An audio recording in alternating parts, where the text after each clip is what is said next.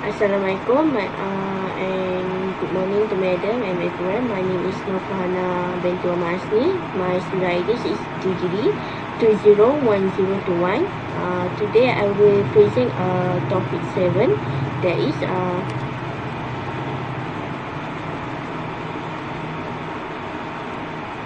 that is resolving conflict and dealing with difficult people. Okay. A new view of conflict. Let's start with the first slide. Okay, next. Conflict is inevitable but combat is optional.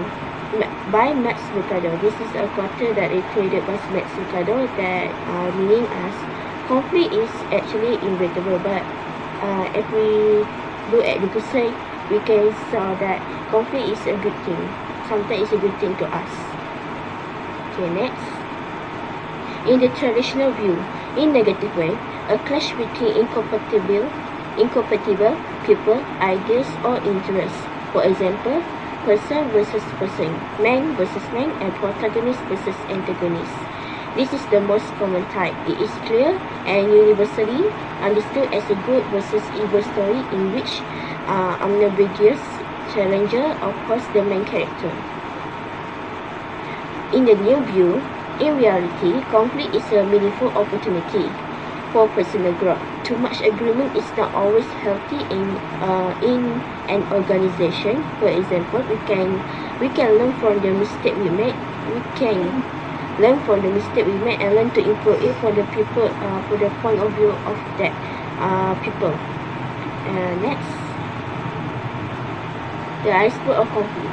As you can see on this image, this is iceberg of conflict. As you can see on the top is the issue. After that, the following is personality, emotion, interest, needs, desire, self-perception, and self-esteem, hidden expectation, unresolved issue for the past, awareness of the interconnection. Next. Finding the root of conflict.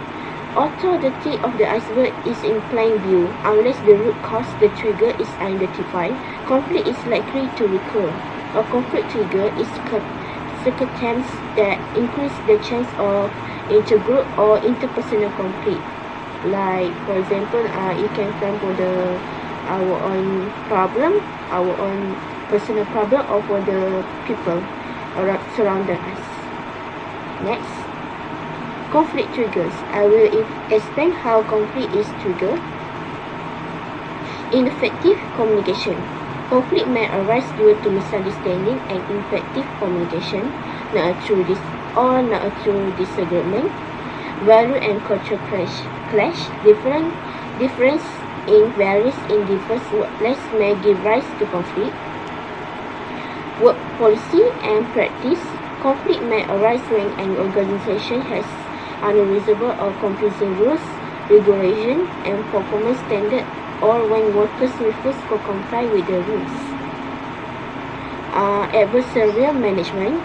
Conflict can occur when manager view employers and other managers with distrust and suspicion and treat them as the enemy. Employers usually lack respect for adversarial managers, resenting their authoritarian style and resisting suggestion for change. Competition for scarce resource, downsizing and cost-cutting can lead to destructive competition for scarce resources. For example, computers, administrative support, budgets, and bonus. Personality clash. Conflict may arise due to differing temperaments, communication style, attitudes, and unknown reason. The third is dealing with people you can stand. How to dealing it in a professional way. Since there's a lot, I only explain just two or little about it. The bullies. Bullies find ways to manipulate or control others. They are pushy, ruthless, loud, and forceful, and tend to imitate you with you in your face argument. They assume that the DM justify the means. Okay, strategy. Keep you cool. Immediately respond calmly and professionally to let the bully know that you are not the target. The whiner. They wallow in their They will whine increasingly about the injustice that surround them and carry the weight of the world on their shoulder. Listen so you can identify and focus on the possible solution. If they remain in its hopeless mode, walk away saying, let me know when you want to talk about a solution. Communicate how their behavior bring down the others on the team. Okay, next is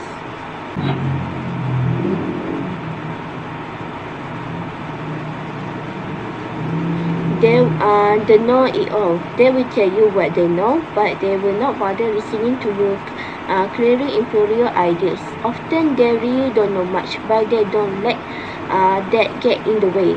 There is a great and mislead.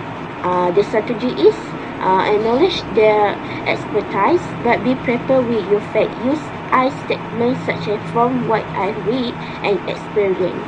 Only my presentation. Next year I will give to my other group members. Thank you very much. Assalamualaikum to my lecturer, Madam Maria, and my classmates. My name is Athirah Binti Asmi. My metric number is TGD201022, and I'm from section 1.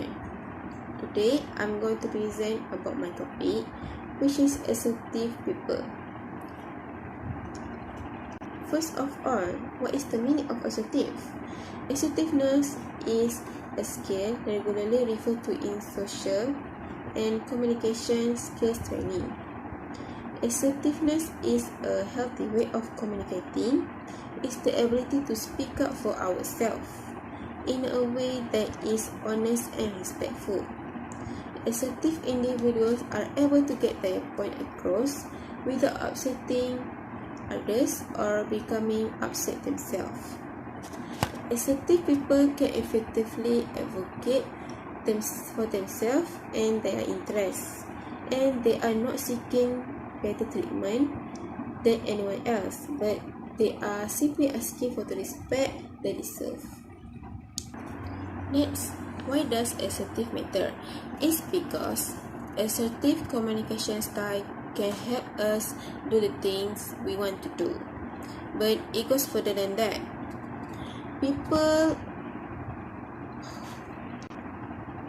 Next, why does assertive matter? It's because an assertive communication style can help us do the things we want to do, but it goes further than that. Being assertive shows we respect ourselves and other people. People who speak assertively send the message that they believe in themselves. They are not too timid and they are not too pushy. They know their feelings and ideas matter. Also, people who are assertive tend to make friends more easily. They communicate in a way that respects others people's needs as well as their own. They tend to be better at working out conflicts and disagreements. People who give respect get respect in return. Now, I'm gonna move to the last part, which is how to become more assertive. Firstly, utilize I statements when you are asserting yourself. I statements conveys that you are willing to take responsibility for your own thoughts and behaviors. There are different types of I statements that are appropriate for a variety of situations. First, basic assertion. This type of I statements can be used in everyday situations to make your needs known or to give praise, information, or facts.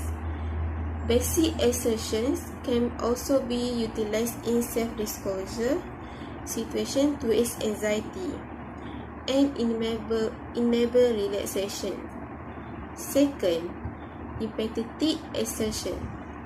This particular I statement contains elements of recognition of another person's feelings, needs or desires, as well as a statement of your own needs and desires. It can be used to indicate your sensitivity to another person's position.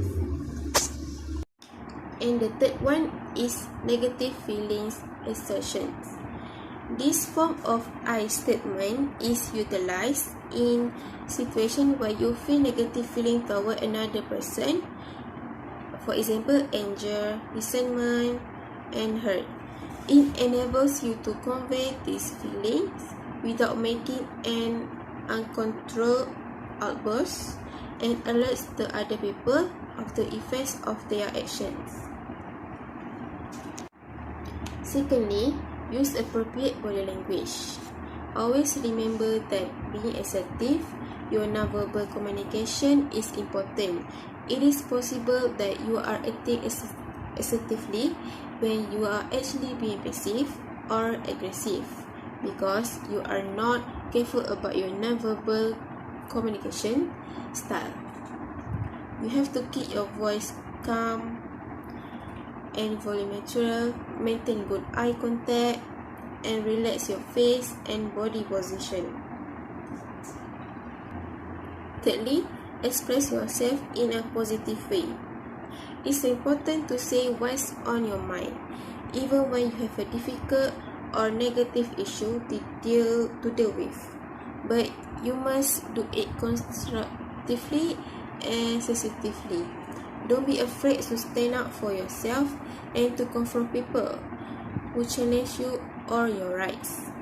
You can even allow yourself to be angry, but remember to control your emotions and to stay respectful at all times.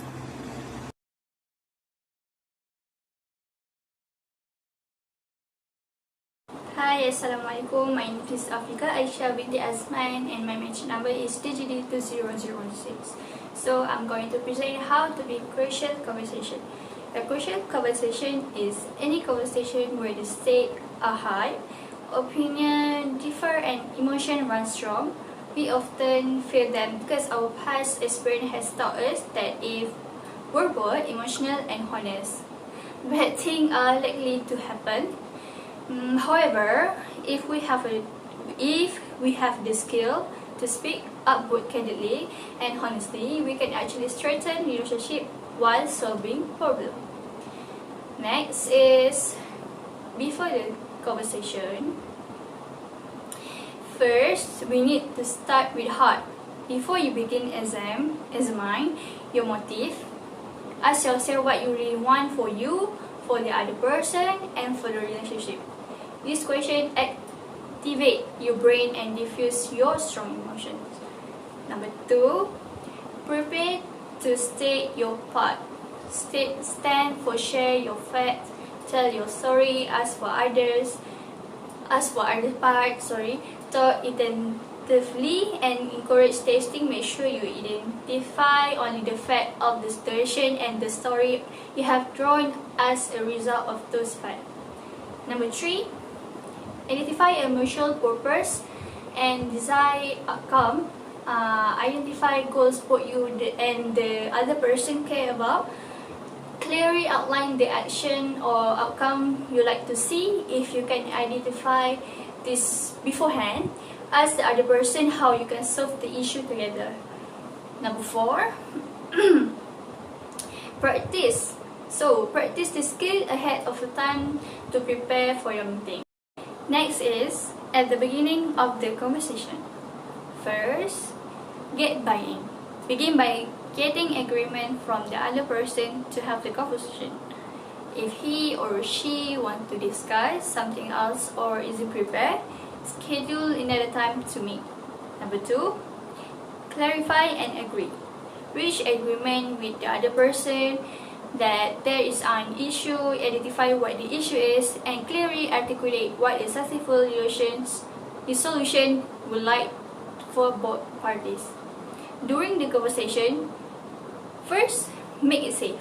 The antidote to defensiveness in crucial conversation is to make it safe, to create safety, help others understand that you respect them and care about their interests as much as you care about your own. When they believe this, they open up to your view.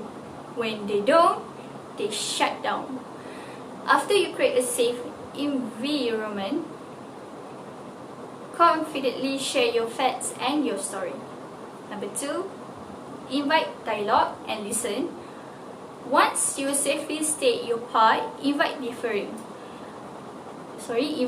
opinion. Encourage the other person to disagree with you and then listen. Those who are best at crucial conversation want to learn. If your goal is just to dump on others, they will resist you. If you are open to hearing others' point of view, they will be more open to yours. Next is, at the end of the meeting, first, move to action. It's easy to let assignment fall through the cracks. When ending a crucial conversation, document who does what by when and how you will follow up. This will help you turn a conversation into real action and result. Next is, the foundation of conflict resolution requires: first, application of assertiveness skills. Number 2, understanding how to deal with the difficult people. Number 3, supporting the win or win approach. Number 4, learning how to negotiate. Thank you. Bye bye.